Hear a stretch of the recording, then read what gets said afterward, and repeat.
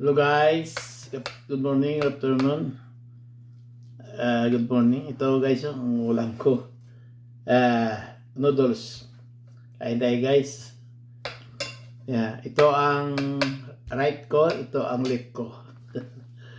Guys.